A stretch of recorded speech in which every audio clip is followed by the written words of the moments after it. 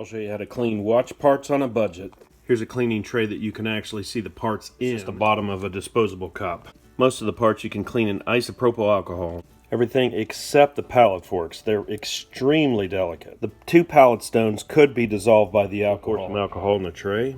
We'll start to soak the bridges. The balance wheel is very delicate, so we'll put that in place first. We'll put this in place and soak it because we do not want to damage any of the parts.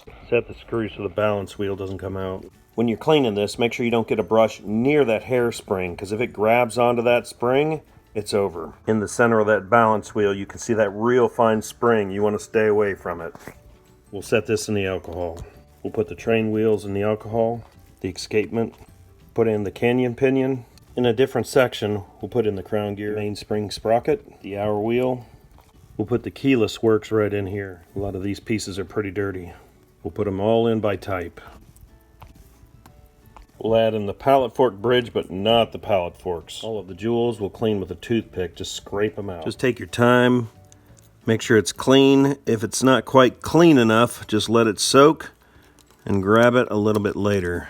Sometimes it's pretty handy just to hold down the part and scrub. You can see that all these pieces in the keyless works are just filthy. On the ends of the staff, you want to make sure you get all that old oil off. Just scrub it, let it soak. Spin that toothpick in every jewel. To get into some of those real tight spots, you can take a knife, just shave off that toothpick a bit. You can see the end on this is really sharp. Then work all the dirt out of the jewels. You can see a lot of dirt start to float in there. If you want to let it soak but not have the alcohol evaporate, just put a cap right on it. The case is pretty dirty, we'll put it in there too. There's usually a lot of dirt on the case. What you're really looking to do is to get all those old lubricants off. I'll scrub the outside of the mainspring barrel. I don't want to submerge this, just clean all the lubricants off the outside. As you clean and scrub these little gears, you can see quite a bit of dirt coming off of them. Of course, they make special machines for all this. This method's pretty old school, but if you take your time, you can get everything clean. Sometimes you just have to grab onto the pieces and really scrub. They make these brushes for cleaning your teeth in different sizes. Sometimes the smallest size is pretty handy. I like to go over all the pieces a few times. Just keep working them, drop them back in. Just don't forget these real delicate pieces in here that you want to stay away from those areas. Every once in a while, just give them a shake. On the balance wheel, we'll clean these jewels once we get everything put back together.